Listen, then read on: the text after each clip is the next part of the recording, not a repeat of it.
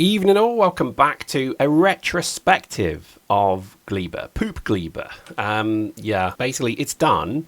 I think, well, yeah, let's have a look. So let's remind ourselves of the original design criterion for this base. It was always going to be, I mean, my original Gleba base was just terrible. It was just generally awful. And it was a constantly alarmed, there was constantly things going like those pentapod eggs hatching. It was just a nightmare. And I think it's a great example of how, a little bit of kind of planning at the front can make it a bit more kind of enjoyable. Just notice this. I'm going to fix that. And I think this is kind of one of the beautiful things of this game. I mean, it is an incredible game, isn't it? I mean, if you're watching this video, you probably like this game as much as I do. I can't think of any other game that just makes me so sort of, I don't know, my engineer leaps out of me. Not that there's an engineer inside me, but, not for a while anyway. And it's been, that was the weirdest thing to say. It's been a weird journey on this particular base because firstly I love the hexagons. The hexagons to me have been just wonderful. I mean, my brand, the whole kind of concept of Squad B, I mean, funny enough, is a hexagon, mostly because we kind of like hexagons, although it's a bit random. But so to create a hexagon base was a bit of a nightmare. But let me go through kind of, I posted this on Reddit as well and got some wonderful feedback. We're going to address some of that. It's been an interesting journey on this one, so I just thought I'd do kind of a quick retrospective of kind of how it started, what the design sort of principles of it were, and maybe a little bit of a sneak peek of what we're going to move on to. So starting at the very beginning of this, most of it came down to this here. Those junctions, they became... I saw a hexagon base on Reddit because they're just there's everything's hexagon bases on Reddit at the moment, and I thought, oh, I like that, I want to try that. So in the process of trying to figure it out, if I just go to Nauvis, basically what I did is in the desert I basically just started working out some of these kind of important things. Now everything in Factorio honestly comes down to, when it comes to railways and things like city blocks, is junctions. You can do some quite clever things like trying to work out distances, most optimum distances. Now I used to do this a lot, but with things like quality now, there's not really much point. So you see here that sort of this becomes the problem because legendary substations, for example, and legendary electric poles have a further distance, so it's very difficult to actually see the ideal ratio too much anymore. I mean, yes, everything could be legendary and there's your ratio, but I don't think it should be, because legendary is not, well, it is easy, but it's not immediately accessible. Once you start to get into things like asteroid production, which is probably what we're going to look at next. I know there's been a few really interesting ways to do that where you just have an asteroid miner. I digress. So the purpose really of this base was to create something that was, let's say, a bit less scientific-y and engineering-y, and a bit more look and feel. So you can see why I put a lot of effort into look and feel. All of it came down to these junctions. So basically the ability for rails, very boring, but the ability for rails to have multiple angles is pretty much why this worked. And I'll give you an example of this. So if you look at all those angles there, so each of those angles meant that a hexagon base is possible, because you could do whatever that is, 33.3 or something like that, I forget, but that made the hexagon possible. So we started with a hexagon, and we had our original base, and we let that run. We just left it running because we had science running, and we started to basically produce the two basics, which is the jelly and the Yamato mash. Those are the two or kind of key things. Then that produces, you put them together and it makes bioflux. Then it kind of extends, you start making iron bacteria, then you start making copper bacteria. So it all kind of just really sort of flowed on or rolled on from the initial kind of setup. If I was going to look again at this base, I'd probably pick better places for the farms. Now we could do that. We could actually say, here is probably a better place for a farm, as is here, and so on. But I like the way it's ended up. Feels a bit kind of realistic, I guess. It doesn't have to be perfect, I guess, is what my feeling was. The second design drive was a two-tier rail system. To me, this was important, and everyone I think I've posted about this is sort of saying, why bother? I mean, you are right. It serves no function whatsoever. But as ask any designer in the world, does form matter over function? Yes, it probably does, because you like your iPhone, right? But chances are there's better phones out there, but it's because it looks nice that people buy them. Not always, but that's kind of tends to be the way it works. So the elevated rail, I've now put in something. I'm just going to scoot along so you can see it's basically an elevated rail that kind of dissects the base. It's okay for now, it will work. It gives me that design tick in the box that basically said I wanted an elevated rail, so two-tier railway system with on and off ramps. You can see we've got an on there, or rather that's an off and an on there. All kind of works, doesn't it? I mean, it's pretty good. The only issue being is there's not a huge amount of rail traffic in Gleba. Even with the base under full chat, it's not really using many trains. Like, the trains are pretty static. I mean, two moving at the moment. It's pretty static, but I'll take it. And I think what we're going to do, not now because I feel like the base is pretty much done, is you see here we've managed to work out an intersection that will then dissect into each hexagon. So I like that, and I think we'll have then on and off ramps here as well. And I think that is kind of where we'll kind of call that one a win. We'll say that the elevated rails kind of worked, so I think we're good with that one.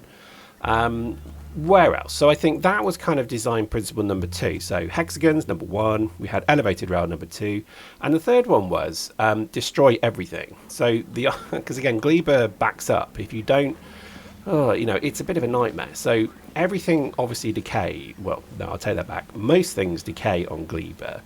And then when you have things that don't decay, so like carbon fiber, if you don't deal with the carbon fiber, you technically then cause yourself an issue further up the supply chain, where you have the raw things being created, because you create effectively you either need a loop there, or you do a loop at the whole thing. To me, I thought the loop at the whole thing was quite a good idea.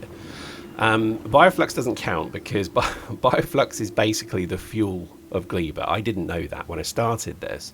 I do now. And carbon fiber to me is a good example of where everything is basically loaded onto trains and then it's shipped to Nauvis. So that's number 1. But when we then have too much carbon fiber, it then gets destroyed. Now, wonderful suggestion from somebody from the channel. I'm just going to check my notes. I think it was Lionero. Thank you, sir. If I've got that wrong, it will be appearing on the screen now. Suggested that we do a quality cycle with the carbon fiber. So absolutely brilliant. I couldn't agree more. So what we would do effectively, and I won't do it now, but I'll show you what I think we're going to do, is any excess carbon fiber would then be basically turned in, oh, what did I just recycle then? Will be turned into effectively higher quality carbon fiber, and we'll create a quality loop for it. And I think that's a brilliant one. It just shows you again, I did never occur to me to do that, and it shows you that much cleverer people watch this than me. And that's a really good idea, because it then means carbon fiber will be recycled, upscaled, up qualitied, if you like, and we'll do the same probably with plastic. Again, another great point, because at the moment we're just destroying plastic, so we'll do that with a quality cycle there as well. And I think probably a few other things, but overall I think that's a brilliant way to do it. So really good suggestion. Thank you so much for that, because that is exactly what I think I was missing was, what do we do with these things? Well, we could just destroy them, but in the process you could actually get a few items out of it that are higher quality. So overall, I think that's kind of one of the nice things about the base, that we've kind of achieved the 3 key design principles of this: elevated rail, hexagon, destroy everything. Not everything, but most things. And I think this kind of then brings me to, so lots of comments about how poorly ratioed this is. Yes, it is, but it looks very splendid. Look at how pretty it is. I love it. It's not even symmetrical. I mean, that's triggering me immediately, but again, I don't care. It looks great. I like it. And it's a complete waste of fuel cells. I mean, to just throw away fuel cells in such reckless abandon, it's terrible, isn't it? But it makes me laugh. Someone asked what the do not press button does. The answer is it switches all the power off. So I shall demonstrate this now like an idiot. Basically, it was there to sort of try and test. So clunk, right, power off.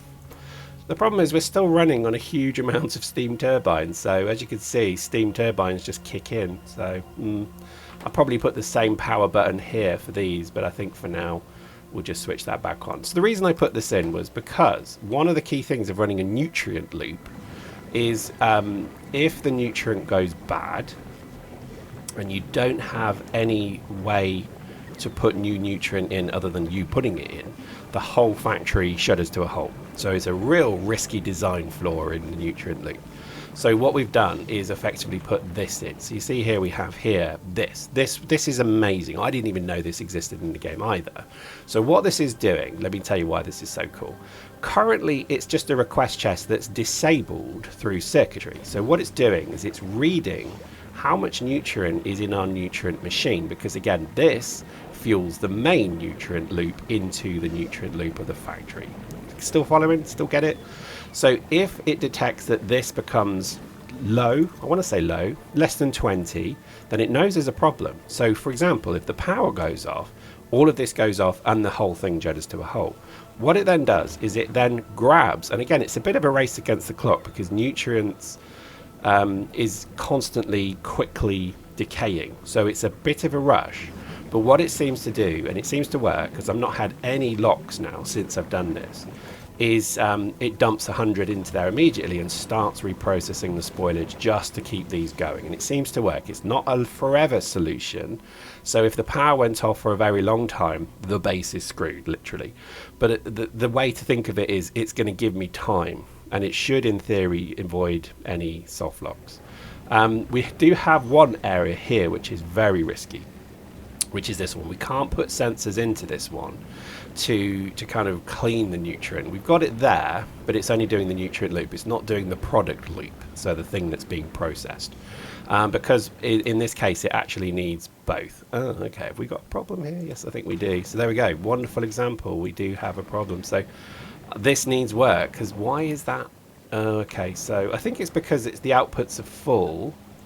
It should process, but it's not. So yeah, well, there you go. So that doesn't work. We have to look at this one. So there's a little bit of work, I think, that we're going to have to figure. Oh, wrong one. We're going to have to figure some of this out, because that still doesn't look like it's working. But anyway, so there we go. So the engineer's job is never complete. There's always something. I think, again, one of the key sort of takeaways from this is, I mean, my goodness, it's taught me to design properly. One of the things I really like, and I was thinking about this while sleeping, literally, I woke up and it suddenly jolted into my brain, was very much like a modern engine, a car engine. Everything has sensors. So what we've been doing with this base so far is building in certain safeguards. But what actually would make a lot of sense, and this might be where we go. So here, let's look at this design. This is a good example of a poor design, because this is poor. This is not right. Because what happens is if things decay in the machine, it puts the spoilage back onto the belt where the products are coming. What it should do is actually put it to the side and into the nutrient loop. And you can see the level you could go to here. I mean, again, I may redesign this, but at the moment it's just an example of how you can spot things. So taking the spoilage out of the loop of the product is absolutely critical. Now, we did this elsewhere. So if I look to see if I can find an example of this, I think probably, I can't remember where it was. I think it's probably, let's have a look. I did this certainly here. So for example here, so we have carbon fiber. So in this case, we're not putting the spoilage back onto this loop. We're putting the spoilage onto the nutrient loop, which has its own cleaning filter. So it's just a great example. That there is what I'm talking about. This is exactly the kind of design that I think only Gleba teaches you, to really think about the inputs and the outputs. And again, what other Factorio thing do we have where something spoils and jams the machine? I mean, no other planet has that. And it's really interesting. So for me, Gleba is a pain in the backside, but I've got to admit I have learnt loads about playing the game. And I'll give you an example. If I go to Vulcanus, this is my pride and joy on Vulcanus, but you know, I did this one before I did Gleba, and I'm going to tell you now, this was easy as heck, because nothing spoils, everything is delivered, everything is straightforward. You have effectively infinite resources. you know, you can take your time and you basically are just making sure that input equals output. And this was just an absolute example to me of how you can make a base very functional. Gleba has taught me how it has to be efficient. It has to make sense. It has to work. Because if it doesn't, it jams up and it stops the whole thing. I mean, the simple fact, I mean, this is a real kick in the balls to me, that green science decays is... Oh, hang on, we've got a problem.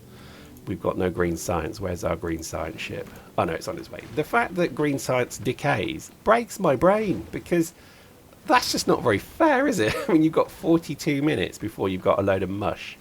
I think that's a really wonderful example of how this game is just incredible, because every planet really does offer a different challenge. And I think that's what I love about it, because going from Vulcanus to this, you know, you have to completely rechange your mindset and actually think in a much more throughput way. But there we go. What's left to do on this place? Well, so we have flame turrets. We're probably going to put flame turrets in. Let me just give you an example of how that looks. So flame turrets, they're not really going to be massively used, because I think there is a bit of a risk of damage with them, but it'll be something like that. So I don't know how easy that is to see. Basically, it's just going to be at an angle, because you can't really do too much. You can see it's basically one. Probably wouldn't do that way. Probably just do that way. So you'd have one and then maybe two. So that covers something there. I'm not going to use them. Might put railguns in. I've put rocket turrets in, but the defenses at the moment are pretty solid. I mean, the Tesla turrets nuke everything, and anything like a big biter, well, we do have an issue of a big biter every so often. So I don't know why. Post in the comments if you know why. But a very large big stomper will come here. Basically, it just sort of hangs around here, and then eventually we'll start to kind of make our way towards the base. So in that case, we're just going to put railguns. I don't think we have any. Let's have a look. Do we actually have any? We'll just put basically a railgun at that sort of angle, so it's just pointing towards... Oh, hang on. What's that? What's that? I can see something there. Wow, that's freaky. What is that? Is there something there? Wow, there we go. So I don't think there's really much need for flame turrets, but we might use them. We'll see. But we did do a sort of rapid expansion, or extermination rather, of the pentapods, because they were just getting a bit close. The spores, they go quite far now, and I think we're going to have to eliminate these at some point as well. But yeah, for now, you know, I don't think I'm too worried about pentapods. I think the defenses are strong enough to stop them if they attack. And I think that's it. So it kind of takes us to, you know, pretty much Gleba done. Now what? So I've decided that it's Aquilo's turn. Aquilo is just a mess, as you can probably not see because it's very dark here. Aquilo doesn't really work at the moment. It's all higgledy-piggledy, you know, it bits everywhere. And it's functional. It certainly seems to operate, although it did jam last time. But so far, so good. But my design premise for it, and we'll talk about this in the next video, is we're going to have a pre-packaged orbital that we're making around Nauvis at the moment. We're going to create it to have splines like this that will basically go all the way out. That's a really bad example, but it will basically go all the way out, and it will then deploy. So it will deploy and deploy, blah, blah, blah, and then up and down, blah, blah, blah, blah, blah, blah, blah, blah, blah, blah. And so it will be in a very kind of childish, drawn way. That's what it will look like. And it will basically be a giant orbital resource station that will grab things, create things, and then drop them to the planet. So the majority... Oh, I need to stop that. So the majority of the Aquilo base on the ground will actually not really do much. It will do what it needs to do on the ground, but I think I'm quite excited about this. Let's just delete all this.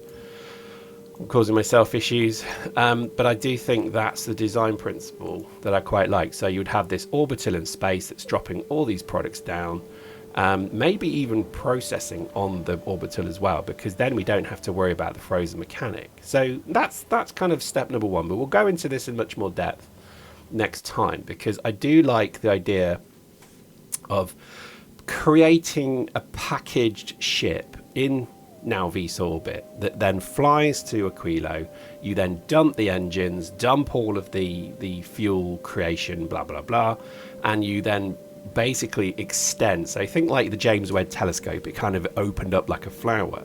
I like the idea of this thing, you know, basically opening up like a flower, massively extending out, and then even having splines out. So it's like a giant net in space that then produces things. So, you know, we'll go into this in way much more depth, but firstly, it needs a catchy name. The only thing that's ever important in engineering is giving things cool project names. So post in the comments if you have any ideas. But, you know, this to me is going to be like Frozen Flower Project or something like that, or something less sort of stupid. But I kind of like that, and I think that will be the drive for the next series, is to try and look at Aquilo in a bit more of a kind of caring way. And then on Aquilo, I think an elevated rail base. So let's just go back to Aquilo, because most of our things here, so lithium brine, for example, we're running low. So, you know, fluorine, lithium brine, we're definitely low. So we need to start looking at expansion. I don't know if train bases work here, but I really hope they do, because I want to basically build a train base on Aquilo, which has then a heating grid structure.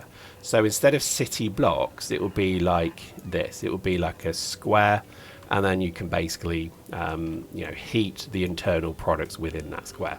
Quite excited. I think this one's going to be interesting. But again, that's the process. That's what I wanted to try and do, was to have each planet be relatively unique, relatively interesting in terms of its design, and then try and hit those designs. So again, you know, I don't need an elevated railway on Gleba, but I'm glad I did it, because I think actually if you do something like that, where it can be an elevated rail then that drops down to the sort of the operating rail, I like that. I think that's really exciting. So imagine one of those over there, you know, here. You could do something quite cool with that. One of the things I also wanted to do is, you see here we have our sort of entries in and out of the base, is to build in a complete wall around it. I know walls are completely useless on Gleba, but it looks nice. Is to have effectively only elevated rails out of the base. So basically everything is completely shut off, and the only way to leave the base is through an elevated rail that then comes down. But maybe even then we change all of this to elevated rails as well. I like the idea that there's sort of like a squidgy planet that you can't really build on. I think that's kind of cool. So we'll see. There we go. So thank you for watching. Thank you, Poop Gleba. It has been a hell of a base process building it, and I'm quite excited about it. And yeah, post in the comments, let me know your thoughts on really what you think about it and where we go from here. But I hope you enjoyed that. We'll see you next time.